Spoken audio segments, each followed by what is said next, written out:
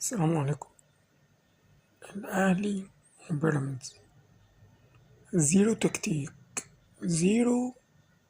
يعني انت موظف اللعيبة أساسا مش في مكانهم، بتطلع ناس وبتدخل ناس وعمال بس ده تمامك. لا، ريبيرو ده يغور في داهية، في 60 داهية. احنا جبنا ناس تحفة. فين اللعيبة اللي انت دفعت لهم؟ انت مش عارف توظف. حطت ده مش في مكانه، وحطت ده مش في مكانه، وفي الآخر 2-0 بيراميدز.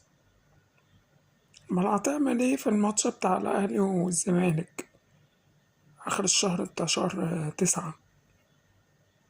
خلاص كده الدوري اتحسم للزمالك.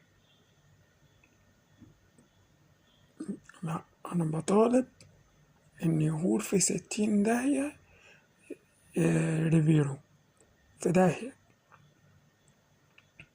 وعايزين عماد النحاس. الراجل بصراحة بيأدي تأديات تحفة.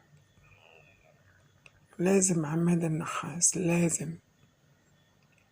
والله العظيم بجد. ده يعني مش عارف يوروسلاف يوريتيتش. ده ايه ده؟ هي دي المدربين.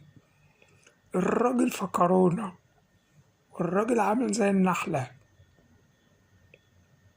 خايف على النادي، خايف على المكسب، أو خايف على الخسارة، آسف. سبحان الله يعني. اللي من جد وجد. وفعلا الراجل بجد. الراجل مش عايز يقعد، شغال نحلة، عمال بيلف. طب روح يمين، طب روح شمال. وريبيرو قاعد عمال يعمل كده. ايه ده؟ ده زيرو تكتيك، زيرو فنيات، زيرو لعيبة، زيرو أصلا. يعني هقول ايه؟ لا، ريبيرو ده يغور في 60 ألف داهية، وعماد النحاس هو اللي يمسك. الراجل ده هيأدي وهيأدي وهيعمل. وبكرة تقول أحمد قال.